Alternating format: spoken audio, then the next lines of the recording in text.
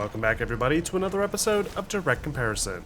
In today's episode, we're going to take an extended look at Infinity Ward's highly anticipated upcoming title, Call of Duty Modern Warfare 2, and see how it compares both visually and from a gameplay perspective to the previous entry to the sub-series, 2019's Call of Duty Modern Warfare. For this analysis, both games are being played on a PC, with the visual settings set to their highest available values at a native 4K resolution. Other settings like film grain, motion blur, and DLSS have been disabled in order to provide the highest quality visual presentation. However, do bear in mind that the version of Modern Warfare 2 that we're comparing today is the early beta version of the game, and therefore is subject to change by the game's final release later this year. Alright, so let's kick this comparison off by first looking at some weapon models, starting with this pair of handguns. Now, these two weapons are not technically the same model. The weapon in Modern Warfare 2019 shown here is the X16, whereas the only handguns currently available in the beta are the X12 and the X13 Auto. Though, even still, there's no denying the similarities, with nearly identical model geometry and a lot of the same animation work. The only real differences appear to be cosmetic, as the new X16 has a black finish for both the slide and receiver, along with additional grooves at the end of the slide, an extended textured grip, and various other small details along the trigger assembly. Another interesting change here is the reduction in the wear and tear that appears in the weapon in Modern Warfare 2. You may have noticed that small scratch on the slide in the first game that no longer appears in the sequel. This is not just a one-off change. Every weapon that is seemingly shared between these two games features far less wear and tear on average, with very few scratches along the receiver and practically no dirt or grime buildup at all.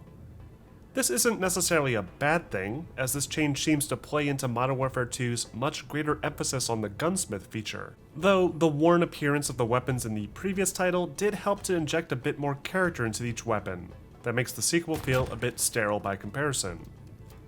As for the AKs themselves, they too are not necessarily the same between the two games.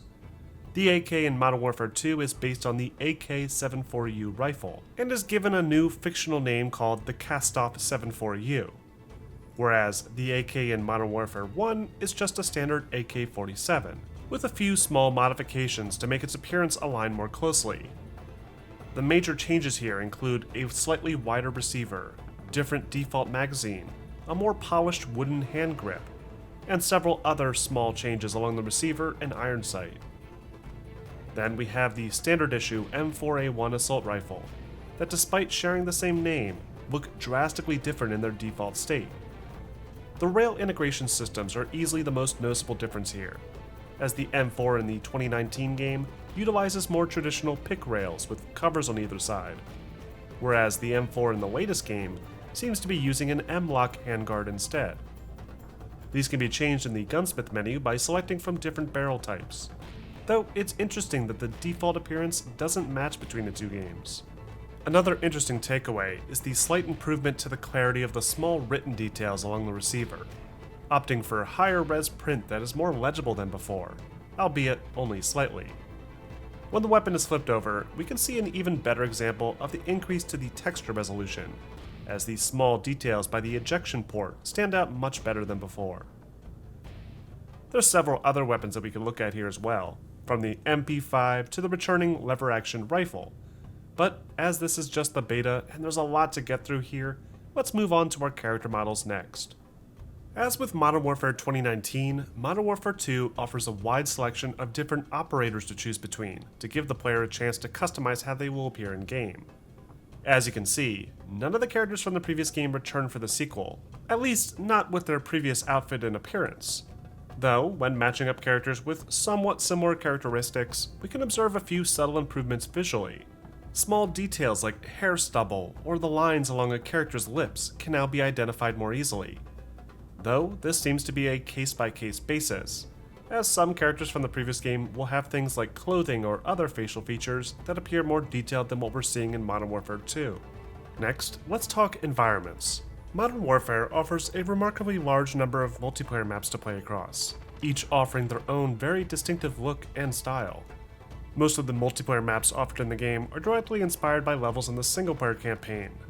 This limits the location variety slightly to mainly Middle Eastern desert towns and markets, Russian countrysides, and various business and industrial areas around London. This game also pays homage to the classic Modern Warfare trilogy by including several maps from Call of Duty 4 and 2009's Modern Warfare 2, all faithfully recreated with much higher fidelity visuals afforded by the new engine. In its beta state, this new Modern Warfare 2 only offers a handful of maps to play.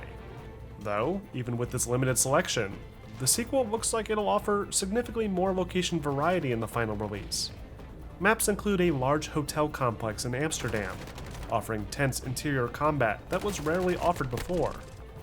Then there's the Valderas Museum in Spain, that seems to play more towards long-range objective play, with plentiful vantage points for snipers interspersed with some narrow flanking routes along the sides. For players that prefer close-range combat, there's the top-secret training outpost referred to as Farm 18, that seems to take some inspiration from the claustrophobic mayhem of the previous game's Shoot House. And finally, there's the Las Almas Market in Mexico, that, like 2019's Ramaza, offers lots of tight alleyways and interconnected lanes for fast-paced urban combat. The Modern Warfare 2 beta also gives us a glimpse at the new large-scale map offered in its high player count Invasion, Ground War, and Warzone modes, which appears to be set in a fictional country called the United Republic of Vidal, located somewhere in the Middle East. Because of this map's intended purpose, there's a definite reduction in the amount of detail within any one specific area, at least when compared to the much more focused 6v6 multiplayer maps. Though the design of the locations themselves do make for some engaging gameplay, and should offer significantly more dense close-quarter combat than any of the previous Ground War or Warzone offerings. As for the quality of the environments as a whole, the changes here are pretty hit or miss as well. In some cases, like with this brickwork, the textures and geometry seem to be an improvement, offering actual depth rather than just the illusion of it. But in other areas, the script is flipped, with newer texture work not appearing as detailed as before. It's really difficult to say which looks better or worse in this area, though I did find that extra details like foliage density has seen a considerable increase in some instances.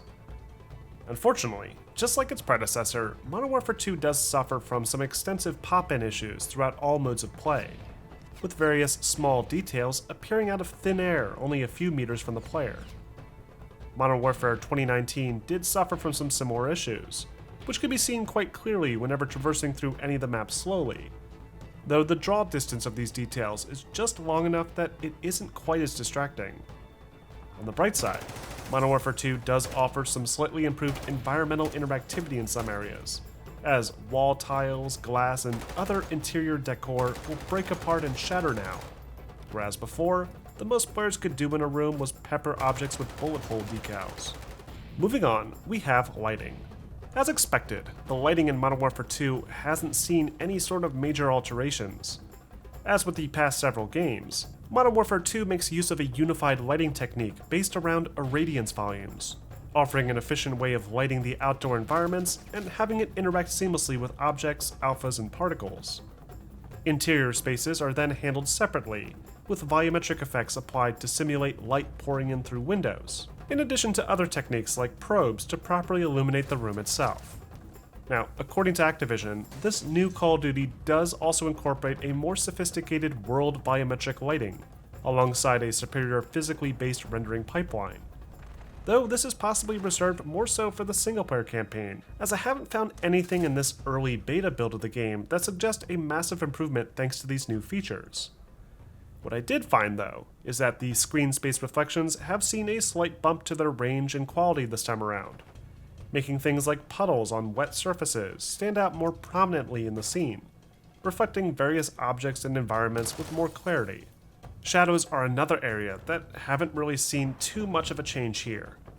Character models still feature that same distracting shimmer along the edges, and like with the environmental pop-in, small defining shadows around geometry seem to pop in and out as the player pans the camera, making for a lot of visual noise. Now, Modern Warfare 2019 does incorporate ray trace shadows that aim to generate more realistic contact shadowing on objects relative to the distance of placed light probes, a feature that's not currently available in Modern Warfare 2. Though, if this game also ends up being supported by Nvidia, it's possible we'll see some form of RTX enhancements made available with the final release as well. Then of course, we have effects. Effects in Modern Warfare 2 are one of the few areas where there appears to be a very clear improvement visually. Explosive effects, for example, have much more impressive looking fireballs now, along with an increase to the density of both particle and smoke effects.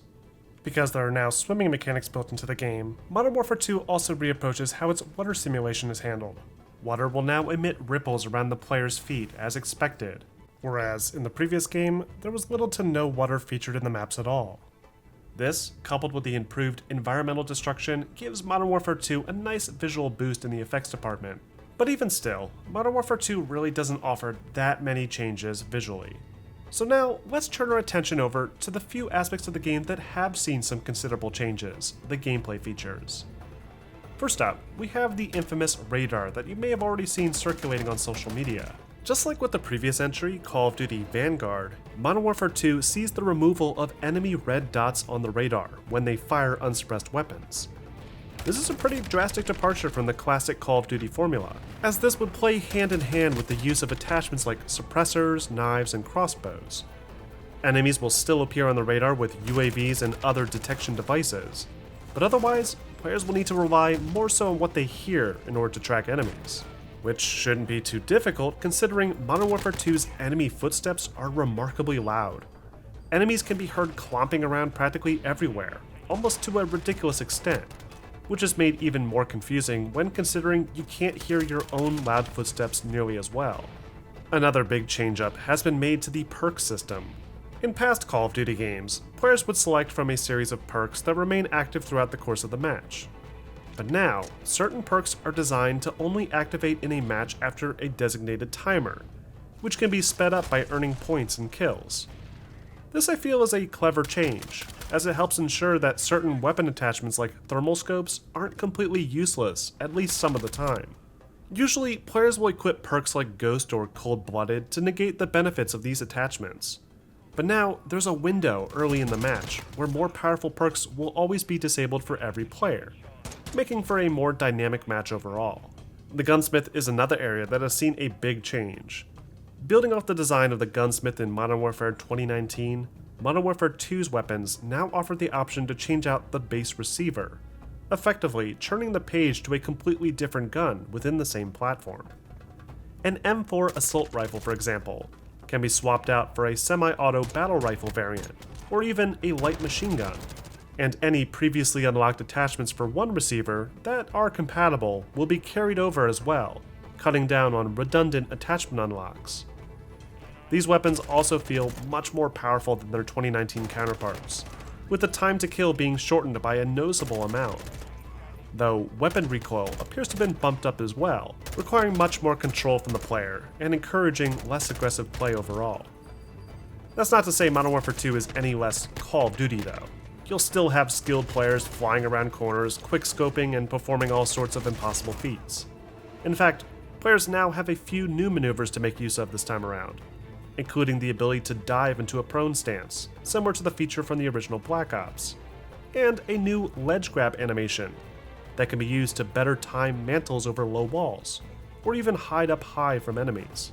Other changes include the return of the original Modern Warfare 2's third-person mode, a new large-scale invasion mode, complete with additional AI-controlled bots to expand the action, a shock mine that will force enemies to fire their weapon by mistake when triggered, and the new drill charge that can attach to any surface and burrow an explosive through to the other side.